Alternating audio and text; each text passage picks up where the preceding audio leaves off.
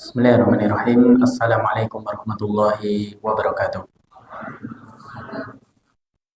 Innal hamdalillah nahmaduhu ta'ala wa nasta'inuhu wa nastaghfiruh wa na'udzu billahi min shururi anfusina wa sayyiati a'malina. May yahdihillahu fala mudilla lahu wa may yudlil fala hadiya lahu. Wa asyhadu an la ilaha illallah wahdahu la syarika lahu wa asyhadu anna Muhammadan abduhu wa rasuluhu amma ba'd. Jamaah salat maghrib Masjid At-Tauhid yang dimuliakan oleh Allah Subhanahu wa taala. Alhamdulillah kembali pada malam hari ini kita bisa meneruskan mengkaji kitab fikih Muyassar masih dalam kitab Thaharah dalam Al-Babut Tsani bab yang kedua. Kita masuk masalah yang terakhir atau masalah yang keempat yang disebutkan oleh penulis waffaqahumullahu taala. Baik, qala al-musannif waffaqahumullah, penulis mengatakan al-mas'alatu ar-rabi'atu. Masalah yang keempat, at-taharatu fil aniyati al-muttakhati min juludil mayyitati. At-tahara fil aniyah, bersuci menggunakan wadah, al-muttakhadah yang terbuat min juludil mayyitah, dari kulit bangkai. Maka di sini penulis waffaqahumullahu taala membahas tentang hukum seorang dia bersuci, berarti bisa jadi dia berwudu menggunakan wadah yang terbuat dari kulit bangkai, yani juludil mayyitah. Maka kata beliau, jaldul mayyitati idza tubigha tahura wa jaza istimaluhu. Kulit bangkai idza tubigha, apabila telah disamak, yaitu dibersihkan bagian dalam kulit tersebut, maka tahura, statusnya suci. Wa jaza istimaluhu, dan boleh digunakan. Liqaulihi sallallahu alaihi wasallam, berdasarkan sabda Nabi sallallahu alaihi wasallam, ayyuma ihabin tubiqa faqad tahura. Kulit apa saja yang telah disamak, faqad tahura, maka statusnya suci. Dan yang namanya al-ihab di footnote dikatakan al-jildu qabla an yutbagha, kulit sebelum disamak. Jadi ayyuma ihabin, kulit apa saja ya yang dia belum disamak, kemudian dubigha, kemudian dia disamak, faqad tahura, maka statusnya suci. Hadis ini keluarkan Imam Muslim, demikian juga oleh At-Tirmidzi.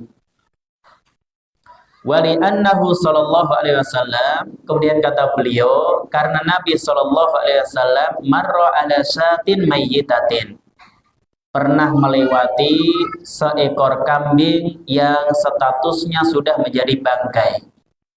Faqala sallallahu alaihi wasallam, maka Nabi sallallahu alaihi wasallam mengatakan, halla akhadu ihabaha, kenapa mereka tidak mengambil kulitnya? Fadababuhu fantafa'u bihi, maka diambil kulitnya, kemudian mereka menyamaknya dan memanfaatkannya. Faqalu, maka para sahabat mengatakan, innaha mayyitatun, wahai Nabi, kambing itu telah menjadi bangkai. Dia mati bukan karena disembelih dengan cara yang syar'i, akan tapi dia sudah menjadi bangkai. Qala, maka kata Nabi, fa innama haruma akluha, yang haram dimanfaatkan itu mengkonsumsi dagingnya, bukan memanfaatkan yang lain. Maka Nabi katakan fa innama haruma akluha, jadi yang diharamkan dari bangkai tersebut adalah mengkonsumsi dagingnya. Maka ini dalil bolehnya memanfaatkan kulit bangkai. Jadi ini dalil bolehnya memanfaatkan kulit bangkai. Maka Nabi Shallallahu Alaihi Wasallam ketika melewati seekor kambing yang statusnya sudah menjadi bangkai, maka Nabi tanya, halla akhadu ihabaha fadababuhu fantafa'u bihi, kenapa mereka tidak mengambil kulitnya kemudian disamak, sehingga bisa memanfaatkannya. Maka yang haram bagi bangkai adalah ketika dikonsumsi oleh manusia. Jadi ketika dikonsumsi oleh manusia, berarti boleh nggak bangkai untuk pakan lele misalkan? Maka jawabannya boleh. Jadi bangkai untuk pakan lele itu jawabannya diperbolehkan. Jadi yang diharamkan akluha adalah mengkonsumsinya. Untuk siapa di sini? Untuk manusia. Jadi untuk manusia. Adapun setelah itu lelenya dia statusnya dia dalam hal ini dikarantina dulu kalau mau memang dia dikonsumsi oleh manusia selama 3 hari misalkan dia tidak mengkonsumsi kecuali barang-barang yang memang suci. Jadi bukan statusnya najis sebagaimana bangkai. Namun boleh misalkan ada ayam mati kemudian diberikan pakan untuk orang dia punya ternak lele, dikasih lelenya maka hukumnya dibolehkan. Wa hadza fima idza kanat al-mayyitah, maka ini apabila bangkai tersebut mimma tahillu haddaka, apabila dia halal ketika disembelih. Wa illa fala, kalau tidak halal maka tidak boleh. Maka kapan bangkai yang dia kulitnya itu menjadi suci setelah disama? Kata penulis, idza kanatil mayyitah, apabila status bangkai hewan tadi mimma tahillu haddaka, dia halal untuk dikonsumsi kalau disembelih. Misalkan sapi, ya, berarti bangkai sapi, bangkai kambing, bangkai kerbau. Adapun bangkai hewan yang disembelih pun tidak halal dikonsumsi, meskipun mengucapkan bismillah, nyembelih anjing ya, bismillah ya. Apakah menjadi halal dikonsumsi? Tidak. Kalau daging anjing itu tidak halal dikonsumsi, maka bangkai kulitnya ketika disama tidak menjadi suci. Maka dia tidak menjadi suci. Wa illa fala, kalau tidak maka tidak boleh. Ini pendapat penulis fikih Muyassar. Amma sya'ruha, adapun bulunya, jadi bulu kulit hewan yang telah menjadi bangkai, fahuwa tohir, maka statusnya suci.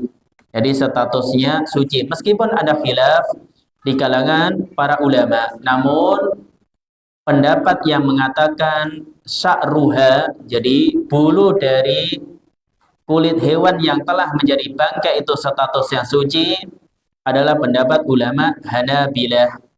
Pendapat ulama Hanabilah, demikian juga salah satu ini juga pendapat Al-Imam Abu Hanifah dan Imam Malik. Fahuwa tahirun, maka statusnya suci. Ai sya'rul mayyitah al-mubahati al-akli fi halil haya. Yang dimaksud adalah bulu bangkai dari hewan yang boleh dikonsumsi halil haya, ketika dia masih hidup kemudian disembelih dengan cara yang syar'i. Jadi di sini bulu bangkai hewan yang dia al-mubahah al-akli fi halil haya, boleh dimakan ya ketika dia masih hidup kemudian disembelih dengan cara yang syar'i. Wa ammal lahmu fa innahu najisun, adapun dagingnya maka statusnya najis. Berarti kalau ada misalkan bangkai ayam, jadi ayam ketabrak motor atau ketabrak mobil, maka status ayamnya menjadi bangkai. Bulunya suci atau najis? Kalau bulunya maka dia statusnya suci. Ini pendapat ulama Hanabilah. Adapun dagingnya, wa ammal lahmu, adapun daging dari ayam tadi, fa innahu najisun, maka dia najis. Wa muharramun akluhu, dan haram dikonsumsi. Jadi haram dimakan. Apa dalilnya? Liqaulihi ta'ala, yaitu menimbang firman Allah Ta'ala di surah Al-An'am ayat 145, kata Allah, illa ayyakuna maitatan, kecuali apabila dia statusnya bangkai, audaman masfuhan, atau darah yang memancar, aulah khinzir atau daging babi fa innahu rijsun, maka itu statusnya kotor, yaitu najis. Maka di sini Allah Subhanahu wa taala sebutkan di antara yang dia haram, di antara yang statusnya najis adalah maitah, bangkai. Wa yasulud dabhu, kemudian menyama itu yasulu terwujud bitandifil ada wal qadaril ladzi kana fi jildi, dengan membersihkan al ada wal qadar, maknanya sama, yaitu kotoran, alladzi kana fil jildi, yang ada pada kulit. Jadi cara menyama itu dibersihkan, itu semua kotoran yang ada pada kulit. Dengan apa? Biwasitoti mawadin tudafu ilal ma', dengan cara menambahkan mawad, materi tertentu, zat tertentu, tudafu ilal ma', yang ditambahkan kepada air. Contohnya kal milki wa ghairi, seperti garam dan selainnya. Jadi di zaman dulu cara membersihkan kulit bangkai hewan yang dia boleh dikonsumsi yaitu dengan menambahkan garam pada air. Au bin nabat al ma'ruf, atau tumbuhan yang dikenal, kal karot. Karot itu kalau tempat kita seperti pohon akasia. Au al ar atau nanti bisa di googling juniper ya, wanah wihima dan selainnya. Maka dengan misalkan pohon akasia atau yang lain, atau kalau teknologi yang ada tentu menyamak kulit bangkai lebih mudah, pakai zat-zat kimia tertentu yang memang lebih mudah untuk membersihkannya. Wa amma ma la takhillu ad-daka, adapun kulit bangkai hewan yang la takhillu ad-daka, tidak halal untuk disembelih, fa innahu la yadhur, maka disamak pun statusnya enggak akan menjadi suci. Wa ala hada, maka berdasarkan hal ini, apa status kulit kucing misalkan, maka kata penulis fajildul hirrati, kulit kucing, wa madunaha, atau hewan yang lebih kecil daripada kucing ukurannya, fil khilqah, dalam ukuran, la yadhuru bidabghi, tidak akan menjadi suci setelah disamak. Jadi kucing itu haram dikonsumsi. Dikonsumsi. Maka hewan yang dia tidak boleh dikonsumsi, maka disembelih pun dengan mengucapkan bismillah tidak menjadikan hewan tersebut halal. Kalau dia tidak halal, statusnya bangkai. Nah, kulitnya ketika disamak, jildul hirroh disamak, dibersihkan, apakah menjadikan kulit kucing itu suci? Jawabannya tidak. Jadi jawabannya tidak. Walau kana fi halil hayati tahiran, meskipun kucing ketika hidup dia suci. Oleh karena itu ketika misalkan seorang dia berwudu, menyiapkan tempat, kemudian kucing minum di situ, apa status air bekas diminum kucing? Statusnya suci. Namun dia tidak boleh dikonsumsi. Ketika tidak boleh dikonsumsi, maka la takhilluhud daka. Namanya nggak boleh dimakan, mau disembelih pun ya tidak menjadi halal. Kalau tidak halal, statusnya bangkai. Statusnya bangkai di sini dibahas, apakah kulitnya bisa dimanfaatkan ketika dia disamak? Jawabannya tidak. Jadi karena kulit hewan yang dia ketika disamak menjadi suci, khusus hewan yang apabila disembelih halal dikonsumsi. Jadi kalau disembelih tidak halal dikonsumsi, maka statusnya dia, hewan tersebut, meskipun kulitnya disamak tetap najis.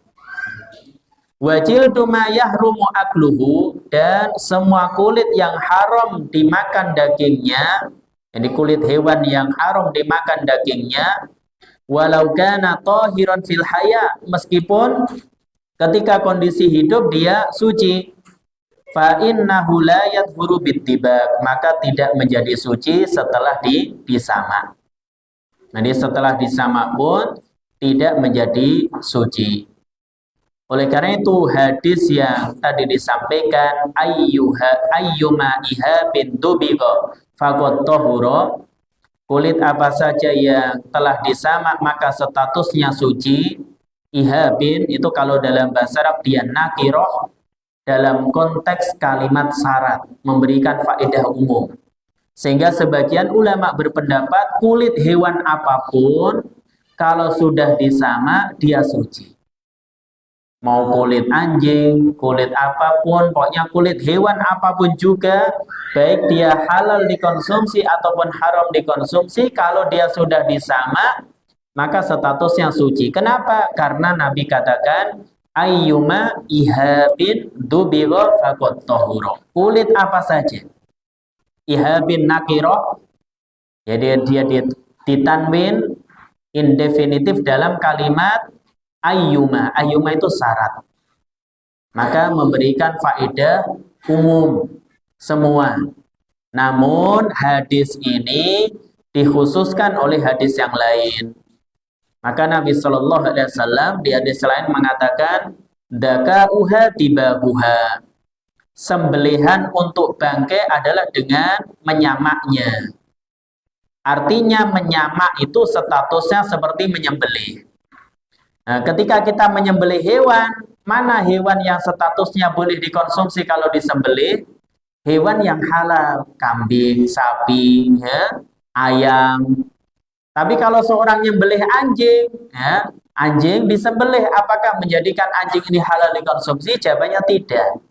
Maka karena Nabi katakan dakauha dibahuha, jadi menyembelih itu statusnya sebagaimana menyamak, maka sama. Kulit bangkai hewan apa yang ketika disamak statusnya menjadi suci, khusus untuk hewan yang dia halal dikonsumsi.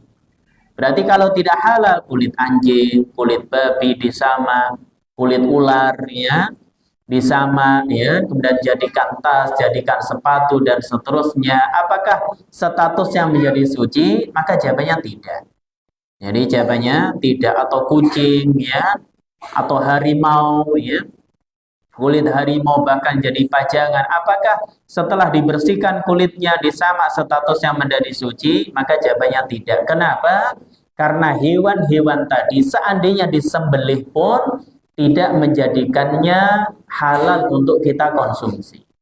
Kalau tidak halal, kulitnya ketika disamak juga tidak menjadikan suci. Sehingga pembahasan yang disebutkan oleh penulis waffaqahumullahu ta'ala di masalah terakhir ini ingin menjelaskan apa hukum seorang dia bersuci menggunakan wadah yang terbuat dari kulit. Karena biasanya orang Arab ada namanya, mereka ingin berwudu, ada wadah air yang terbuat dari kulit. Tentu kulitnya sudah disamak. Maka tergantung kulit apa ini. Kalau kulitnya tersebut yang disamak itu dari hewan yang boleh dikonsumsi, kulit sapi, kulit kambing, kulit domba, maka boleh nggak kita berwudu dengan air yang dimasukkan ke situ? Jawabannya boleh. Karena status kulitnya setelah disamak menjadi apa? Suci. Namun kalau kulitnya itu bukan berasal dari hewan yang boleh dikonsumsi, ya najis. Menyamak kulit ini tidak menjadikan status kulitnya berubah menjadi suci. Tetap najis. Kalau dia najis, air dimasukkan ke situ, maka najis. Sehingga tidak boleh seorang dia berwudu misalkan dengan menggunakan wadah, ya, untuk menampung air, dan wadahnya terbuat dari kulit yang telah disamak namun dari hewan yang tidak halal dikonsumsi. Alhamdulillah, berarti sudah selesai bab yang kedua. Sekarang kita masuk al-babul tsalis. Bab yang ketiga tentang fi qada'il hajah wa adabiha. Tentang buang hajat dan adab-adabnya. Jadi tentang buang hajat dan adab-adabnya.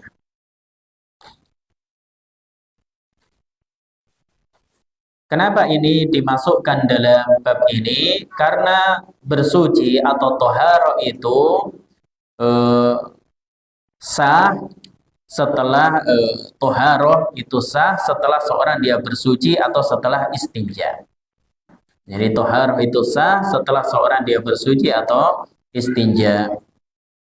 Kemudian wafihi iddatu masail, di dalam bab ini ada beberapa poin pembahasan. Al-mas'alatu al-ula, masalah yang pertama, al-istinja wal istijmar wa qiyamu ahadihima maqamal akhar. Tentang istinja, yaitu bersuci dengan menggunakan media air, kalau istijmar media selain air, wa qiyamu ahadihima maqamal akhar, dan salah satunya menggantikan yang lain. Baik, al-istinja, kata penulis istinja. Apa itu istinja? Izalatul khariji minas sabilaini bil ma. Menghilangkan kotoran yang keluar dari dua jalan bil ma menggunakan air. Jadi izalatul kharij minas sabilain bil ma, menghilangkan kotoran yang keluar minas sabilain dari dua jalan depan belakang bil ma menggunakan air. Nah, itu namanya istinja. Wal istijmar, adapun istijmar, mashuhu bitohirin mubah. Mengusap, jadi mengusap dua jalan, bitohirin dengan benda yang suci. Yang kedua mubahin, benda tersebut mubah, diperoleh dengan cara yang benar, bukan mencuri. Mungkin, kemudian bisa membersihkan. Jadi dia syarat seorang dia boleh istijmar, maka benda yang digunakan satu tohirin, yang kedua mubahin, yang ketiga mungkin bisa membersihkan. Apa contohnya? Kal hajari wa nahwihi, seperti hajar. Apa hajar? Batu atau semisalnya. Wa yujzi'u ahaduhuma anil akhar, maka salah satu dari keduanya itu sudah sah atau mencukupi bagi yang lain. Artinya istinja saja boleh atau istijmar saja boleh. Jadi salah satu dari keduanya yujzi'u anil akhar, sudah mencukupi untuk yang lain. Kenapa? Li thubuti dzalika anin Nabi sallallahu alaihi wasallam. Berdasarkan riwayat yang datang dari Nabi sallallahu alaihi wasallam, fa an Anasin radhiyallahu anhu qala, dari Anas semoga Allah meridhoinya, beliau mengatakan, kana an-nabiyyu sallallahu alaihi wasallam yadkhulul khala. Nabi sallallahu alaihi wasallam dulu yadkhulul khala, masuk ke tempat buang air. Fa ahmilu ana wa gulamun nahwi, maka aku, kata Anas, wa gulamun nahwi, dan anak yang seumuran denganku, ahmilu idawatan, membawa idawah. Jadi membawa idawah. Idawah di footnote, inaun soghirun min jildin. Idawah itu di footnote nomor 1, namanya dia definisinya inaun soghirun, wadah kecil, min jildin, yang terbuat dari kulit. Maka Anas mengatakan ketika Nabi masuk khala, jadi masuk tempat buang air, maka fa'ahmilu ana wa gulamun nahwi, aku dan anak kecil yang umurannya sebaya denganku, ahmilu idawatan, membawakan untuk Nabi idawah, yakni semacam ember, min ma'in, yang berisi air, wa anazah, dan anazah. Anazah itu tongkat kecil atau dia adalah tombak kecil. Fayastanji bil ma, maka Nabi sallallahu alaihi wasallam istinja atau cebok menggunakan air. Maka Nabi sallallahu alaihi wasallam istinja atau cebok menggunakan air. Maka ini dalil yang menunjukkan keutamaan Anas bin Malik. Beliau termasuk di antara sahabat yang banyak berkhidmah kepada Nabi. Maka beliau membawakan air, jadi menyiapkan kebutuhan Nabi ketika Nabi ingin masuk ke khala, jadi masuk ke toilet kalau tempat kita sekarang. Maka beliau yang menyiapkan airnya, beliau yang membawakan embernya, beliau yang membawakan anazah, yaitu tombak kecil, dan ini hadiah dari Raja Najasyi untuk Nabi Shallallahu Alaihi Wasallam. Kemudian hadis ini juga dalil yang menunjukkan boleh seorang dia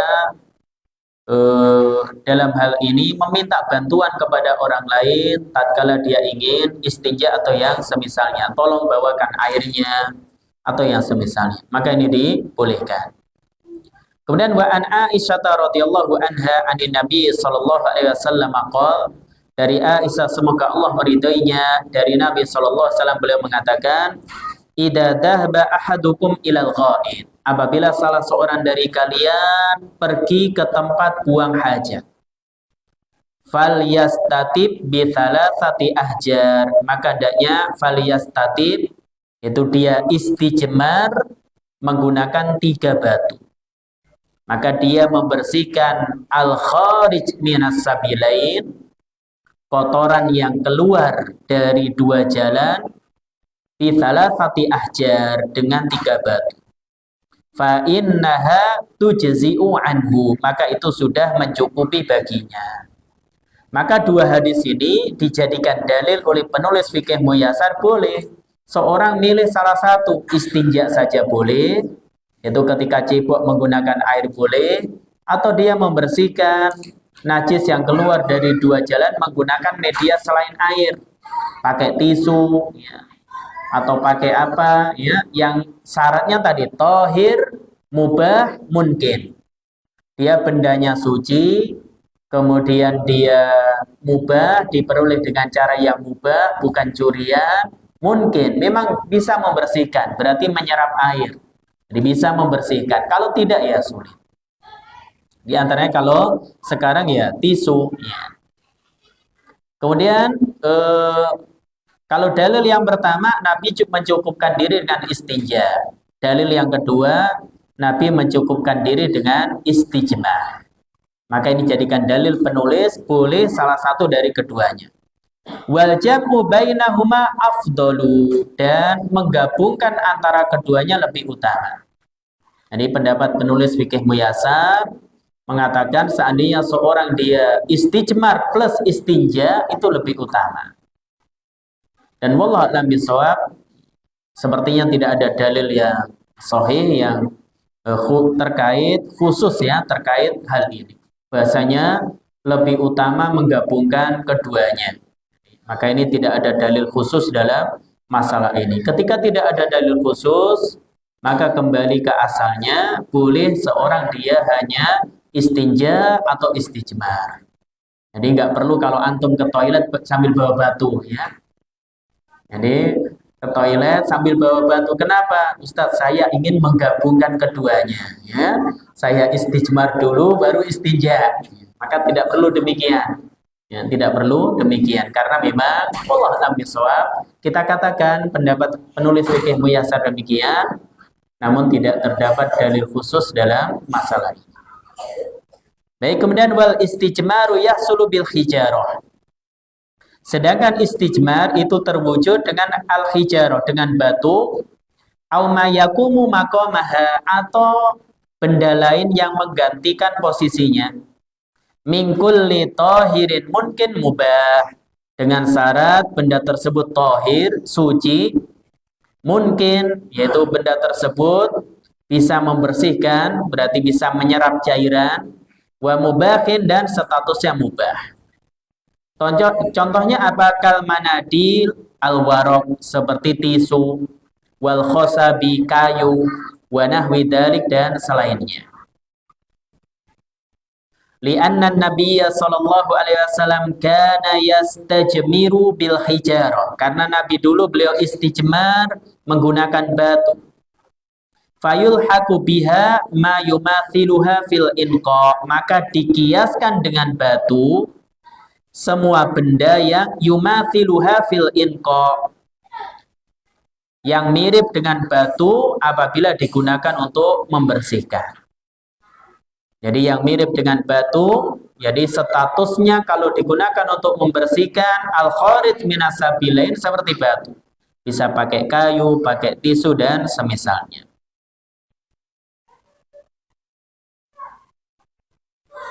Dan ini pendapat jumhur atau mayoritas para ulama. Maka mayoritas para ulama mereka membolehkan cebok, ya, membersihkan kotoran yang keluar dari dua jalan. Satu, menggunakan air, namanya istinja. Kedua, menggunakan batu, namanya istijmar. Ada khilaf, boleh nggak seorang dia menggunakan media selain dua ini, selain air dan batu? Kalau jumhur, mayoritas para ulama mengatakan boleh, asalkan ilahnya sama. Kenapa pakai batu? Syaratnya tiga tadi. Dia harus tohir, mubah, mungkin. Status bendanya suci, kemudian dia diperoleh dengan cara yang mubah, dan bisa membersihkan, bisa menyerap cairan. Maka semua benda yang seperti ini boleh. Di zaman Nabi nggak ada tisu misalkan. Boleh nggak seorang dia istijmar menggunakan tisu? Jawabannya boleh. Adapun Al-Imam Ibnu Hazm atau sebagian ulama Hanabilah, mereka mengatakan tidak sah seorang dia cebok selain air atau batu. Maka ini pendapat Ibnu Hazm rahimahullahu ta'ala. Dan wallahu a'lam bishawab, pendapat yang lebih tepat adalah pendapat jumhur atau mayoritas para ulama dalam masalah ini.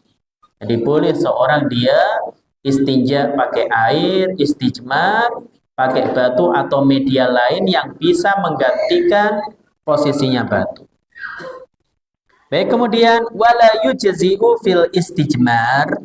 Istijmar itu tidak sah. La yujzi, tidak sah, aqalla min thalathi masahatin, kurang dari 3 usapan.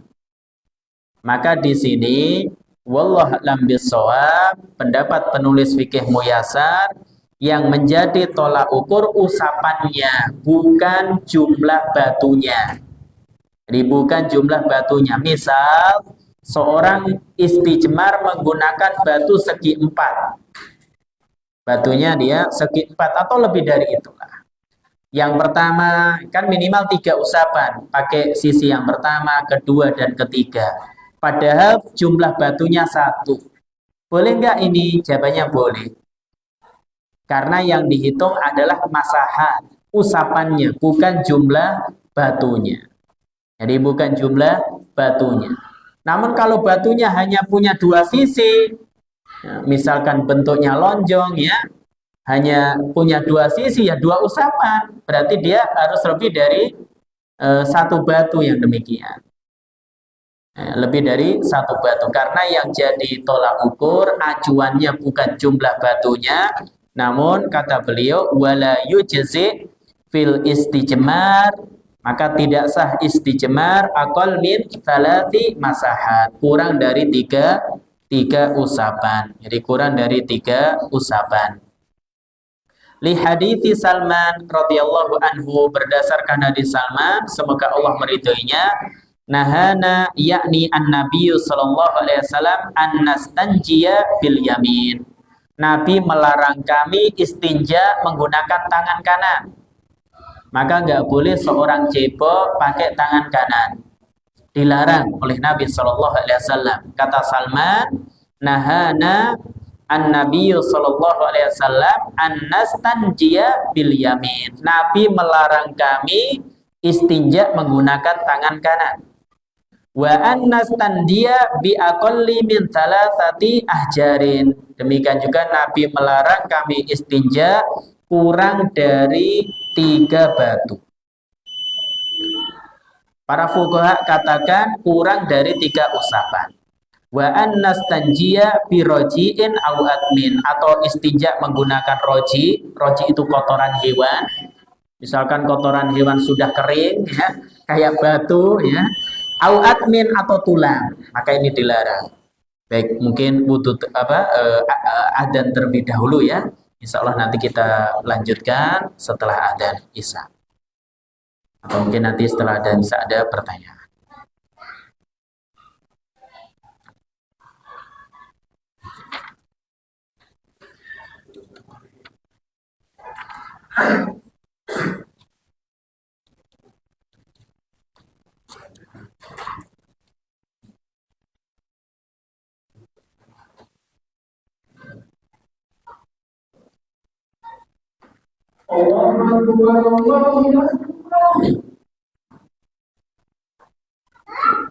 Allah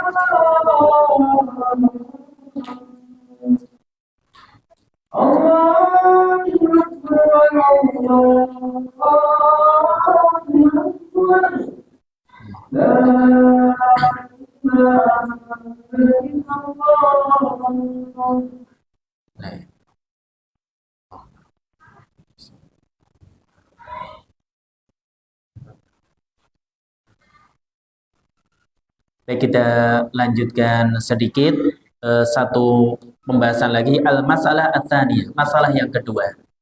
Istiqbalul kiblati wastidbaruha hala qada'il hajah. Hukum menghadap kiblat atau membelakanginya ketika buang hajat. Qala al-musannif waffaqahumullahu ta'ala, penulis mengatakan la yajuzu istiqbalul kiblati walastidbaruha hala qada'il hajah fi sahra bila hail. Tidak dibolehkan menghadap ke arah kiblat atau membelakanginya hala qada'il hajah ketika buang hajat fi sahra di tempat terbuka bila hail tanpa ada penghalang. Antara dia dengan kiblat nggak ada penghalang, di tempat terbuka. Sebagaimana di zaman Nabi ketika buang hajat harus pergi ke jauh ke gurun, ke padang pasir, menjauh dari manusia. Li hadithi Abi Ayyub Al-Ansari radhiyallahu anhu qala Rasulullah sallallahu alaihi wasallam, berdasarkan hadis Abu Ayyub Al-Ansari, maka Nabi sallallahu alaihi wasallam beliau mengatakan idza ataitumul ghaita fala tastaqbilu al-qiblah. Apabila kalian mendatangi tempat buang hajat, janganlah kalian menghadap ke arah kiblat. Wala tastadbiruha, dan janganlah kalian membelakanginya. Walakin syarriku au gharribu, akan tapi hendaknya kalian menghadap ke timur atau menghadap ke arah barat. Jadi menghadap ke timur atau menghadap ke arah barat. Kemudian qala Abu Ayyub mengatakan faqadimna Syam, maka kami tiba di Syam, fawajadna marahid qad buniyat nahwal Ka'bah, maka kami mendapati marahid, tempat buang hajat di Syam, qad buniyat nahwal Ka'bah, dibangun menghadap ke Ka'bah. Fanan harifu anha, maka aku nan harifu anha, serong darinya. Wa nastaghfirullah, dan mohon ampun kepada Allah, yaitu mohon ampun kepada Allah di dalam hati. Maka kami di sini maknanya adalah penduduk Madinah, karena kiblat penduduk Madinah ke arah selatan. Jadi kiblat penduduk Madinah ke arah selatan, maka ketika itu penduduk Syam mereka membuat toilet, ya, buniyat nahwal Ka'bah, dibangun menghadap ke arah Ka'bah, sehingga Nabi katakan syarriku au gharribu, hendaknya menghadap ke timur atau menghadap ke barat. Berarti kalau di tempat kita, karena kiblat kita arahnya arah ke barat, maka tidak boleh seorang dia buang hajat menghadap ke arah barat atau ke arah timur, namun menghadap ke selatan atau ke utara. Maka ini dalil juga yang menunjukkan bahwasanya arah mata angin dalam syariat itu hanya ada 4, yaitu barat, ya, timur, utara, selatan. Oleh karena itu, misalkan ketika suatu masjid, maka dia ketika sebelum dibangun sudah ijtihad semaksimal mungkin supaya arahnya itu pas ke Ka'bah, ya, dengan teknologi yang ada. Kemudian suatu saat ternyata dikatakan itu keliru arahnya, tapi itu sudah menghadap ke arah barat sedikit. Kemudian dengan suatu saat dikatakan oh keliru itu, kalau ditarik garis lurus jauh itu enggak menghadap ke Ka'bah. Maka apa hukumnya? Tidak mengapa. Tidak disyaratkan orang dia harus pas mengarah ke sana. Ini kan yang jelas dia arahnya ke arah barat. Ini ke arahnya ke arah barat.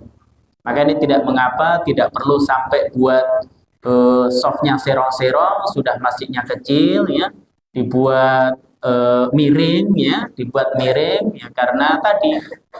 Jadi pemahamannya harus pas demikian. Selama seorang sebelum buat masjid dia sudah beristihad dengan sungguh-sungguh, dengan apa kemampuan yang dimiliki, dia sudah menggunakan apa misalkan, ya.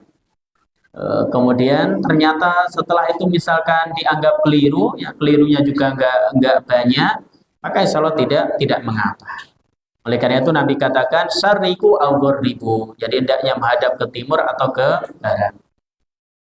Amma in kana fil bunyan, adapun kalau buang hajatnya di bangunan, misalkan di tempat kita sudah ada toilet khusus, au kana bainahu wa bainal qiblati syai'un yasturu, atau antara dia dan kiblat ada sesuatu yang menutupinya, fala ba'sa bidzalik, kata penulis Fikih Muyassar, hukumnya tidak mengapa. Jadi kalau di bangunan hukumnya tidak mengapa. Ini pendapat penulis Fikih Muyassar dan ini pendapat jumhur mayoritas para ulama, Imam Malik, Imam Syafi'i, dan ini salah satu pendapat dari madhab Ahmad. Dan Al-Hafidz Ibnu Hajar mengatakan ini merupakan pendapat dari jumhur ulama. Adapun ulama Hanafiyah ilal khirmah mutlaqan, haram hukumnya secara mutlak. Jadi secara mutlak orang tidak boleh dia buang hajat menghadap ke arah Ka'bah, menghadap ke arah kiblat atau membelakanginya. Baik di tempat terbuka atau bangunan yang khusus disiapkan untuk buang hajat. Ini tidak dibolehkan menurut ulama Hanafiyah. Dan ini yang salah satu pendapat ulama Hanafilah dan dirajikan oleh Syekhul Islam Ibnu Taimiyah, Al-Imam Ibnu Qayyim, demikian juga As-Syaukani rahimahullahu taala. Maka haram secara mutlak. Jadi baik di tempat terbuka ataupun tidak. Adapun Syekh Muhammad bin Shalih Al-Utsaimin, beliau punya perincian dalam masalah ini. Sebagaimana yang beliau sebutkan, misalkan dalam Syarah Umdatul Ahkam atau dalam kitab-kitab beliau yang lain, misalkan Syarah Bulughul Maram, Fathul Jalali wal Ikram, maka perincian menurut beliau yang haram secara mutlak adalah menghadap ke arah kiblat. Baik itu di tempat terbuka atau pada bangunan yang memang disediakan untuk buang hajat. Adapun kalau membelakangi kiblat yang terlarang di tempat terbuka, namun kalau di bangunan boleh. Kalau di bangunan beliau perbolehkan. Apa dalilnya? Dalilnya hadis yang akan dibawakan oleh penulis Fikih Muyassar, yaitu hadis Abdullah bin Umar radhiyallahu taala anhuma. Beliau menceritakan annahu ra'a Rasulullah sallallahu alaihi wasallam yabul fi baiti. Abdullah bin Umar pernah lihat Nabi buang air kecil di rumah beliau. Mustaqbilas Syam, menghadap ke arah Syam, mustadbirul Ka'bah, membelakangi Ka'bah. Maka ini dijadikan dalil oleh sebagian mayoritas para ulama, berarti kalau di dalam bangunan boleh. Buktinya apa? Abdullah bin Umar pernah naik rumahnya Sofiyah, ya, karena saudaranya beliau, istri Nabi. Kemudian lihat Nabi buang air kecil, ternyata apa? Mustaqbilas Syam, yang menghadap ke Syam, membelakangi Ka'bah. Jadi menghadap ke Sam membelakangi Ka'bah, bukan menghadap ke Ka'bah. Maka mayoritas para ulama berdalil dengan hadis ini, oh berarti kalau di ruangan khusus yang disediakan untuk menghajat boleh. Yang terlarang itu di tempat terbuka. Saya Muhammad bin Shalih Al-Utsaimin beda. Bukan itu. Oh ini hanya menunjukkan boleh apabila mustadbirul Ka'bah, membelakangi Ka'bah. Tapi kalau ternyata menghadap ke Ka'bah pun nggak boleh. Bisa dipahami kan? Ya, maka ini dari istihad Syekh Muhammad bin Shalih Al-Utsaimin rahimahullahu taala, dan wallahu a'lam bishawab, ini perincian yang cukup bagus dari beliau. Jadi yang terlarang apabila di bangunan, kalau kita bahasanya menghadap ke barat. Berarti kalau menghadap ke timur, membelakangi Ka'bah, maka tidak mengapa. Wallahu a'lam bishawab terkait dengan masalah ini. Kemudian berdasarkan hadis Marwan Al-Asghar qala, beliau mengatakan, Ana Ibnu Umar ba'irahu mustaqbilal qiblah. Jadi Ibnu Umar pernah menderumkan ontanya menghadap ke arah kiblat. Tsumma jalasa yabulu ilaihi. Kemudian beliau duduk menghadap ke ontanya dan beliau yabulu ilaihi, yaitu buang air kecil di situ. Duduk menghadap ke ontanya. Berarti antara onta dengan antara Abdullah bin Umar dengan Ka'bah itu ada penghalang onta beliau. Fakultu, kemudian aku bertanya, ya Aba Abdurrahman, alaisa qad nuhiya an hada? Bukankah kita dilarang melakukan hal itu? Qala bala, kata beliau iya. Innama nuhiya an hada fil fata, itu yang dilarang apabila di tempat terbuka. Amma idza kana bainaka wa bainal qiblati syai'un yasturuka fala ba'sa. Namun apabila antara kamu dan arah kiblat ada sesuatu yang menutupimu, maka itu hukumnya tidak mengapa. Hadis ini dikeluarkan oleh Abu Dawud, Ad-Darqutni dan yang lainnya. Dan yang terakhir kata penulis fikih Muyassar, wal afdal tarku dzalika hatta fil bunyan. Maka kesimpulannya yang lebih utama meninggalkan semua itu meskipun di bangunan. Wallahu a'lam. Artinya tidak selayaknya seorang dia buang hajat baik di tempat terbuka ataupun di bangunan yang disediakan khusus buang hajat menghadap ke arah kiblat atau membelakanginya. Baik, demikian yang bisa kita baca dalam kajian kita malam hari ini. Mungkin sebelum diakhiri, kalau ada yang ditanyakan, disampaikan terkait pembahasan kita, silakan. Ya, silakan.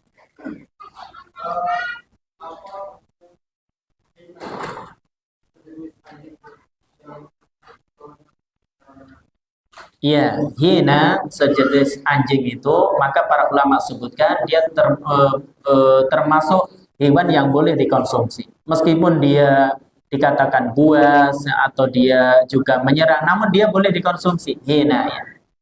Jadi dia termasuk hewan yang halal dikonsumsi. Jadi ada pembahasan khusus terkait dengan hal ini, namun saya lupa hadisnya, namun dia halal dikonsumsi. Hina ya. Bukan serigala, tapi hina.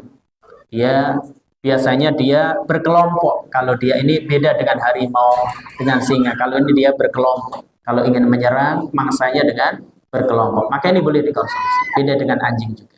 Allah a'lam bishawab. Ya, silakan.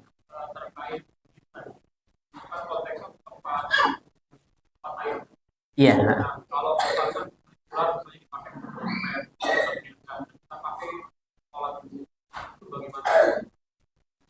Maka kalau dia dipakai untuk sholat, maka dia telah membawa sesuatu yang najis dalam sholat, maka ini tidak boleh. Kenapa tadi disampaikan untuk kulit hewan yang tidak boleh dikonsumsi? Kulit ular, kulit harimau, kulit anjing, semua hewan buas yang nggak boleh dikonsumsi, meskipun disama, maka statusnya tetap najis. Dan kalau kita sholat membawa sesuatu yang najis, maka ini bermasalah.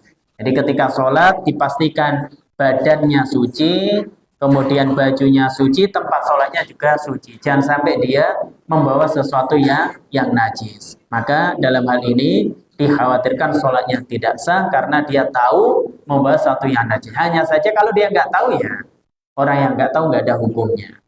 Tapi kalau dia tahu, maka ini hendaknya dia meninggalkannya karena statusnya tetap najis tadi. Wallahu a'lam bishawab. Iya.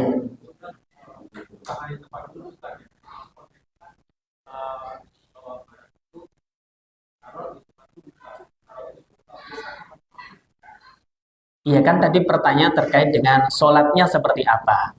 Jadi kalau seorang dia seperti seorang sholat, antum sholat bawa barang najis atau bajunya kena najis, maka ini nggak boleh.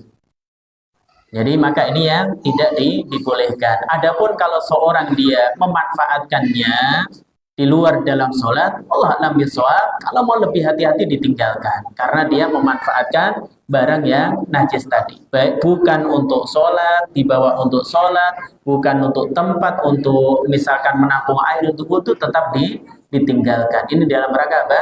Kehati-hatian. Allah a'lam bishawab. Ya silakan. Hah? Buaya apanya? Oh iya, buaya ini ada khilaf di kalangan para ulama, apakah statusnya termasuk hewan yang boleh dikonsumsi atau tidak. Pendapat mayoritas para ulama, buaya itu termasuk kullu dinabin minas sida. Ya, hewan yang bertaring, buas, menyerang dengan taringnya. Bahkan manusia juga ada yang dimakan oleh buaya. Karena statusnya demikian, statusnya hewan buas, maka dia tidak boleh dikonsumsi. Nah, sebagian ulama berpandangan buaya itu termasuk hewan air. Dan semua hewan air ketika Nabi ditanya salah seorang sahabat yang dia membawa bekal air yang sedikit ketika berlayar, kemudian gimana cara berwudunya? Ya, maka Nabi, air laut itu huwa tahuru ma'uhu al-khillu maitatuhu. Jadi status airnya suci, bangkainya juga halal. Nah, bukan hanya maka laut di sini nggak hanya yang di laut, namun semua yang hidup di air, termasuk diantaranya buaya. Dia masuk dalam cakupan hadis ini, sehingga sebagian ulama berpendapat buaya itu halal dikonsumsi karena Nabi katakan dia termasuk bagian dari hewan yang hidup di air, dan Nabi katakan al-khillu maitatuhu. Semua bangkai hewan yang hidup di air itu halal, bukan ayam dilemparkan ke apa itu, bangkai ayam dilemparkan ke laut ya jadi halal, bukan, tapi memang hewan yang dia hidup di situ. Jadi ada khilaf yang kuat dalam hal ini. Kalau mau lebih hati-hati, nggak mengkonsumsinya tentu lebih baik. Wallahu a'lam bishawab. Tapi kalau ada yang mengkonsumsinya, jangan dikatakan ya telah mengkonsumsi sesuatu yang haram, tidak juga. Dan dalil yang kuat.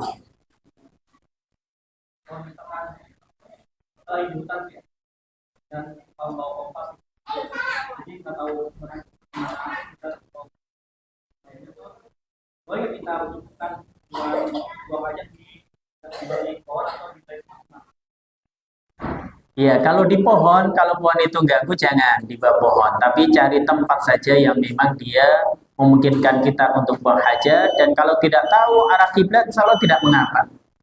Demikian juga ketika seorang dia sholat, ini tambahan saja. Ketika seorang dia sholat, dia sudah istihad untuk mengetahui arah kiblat.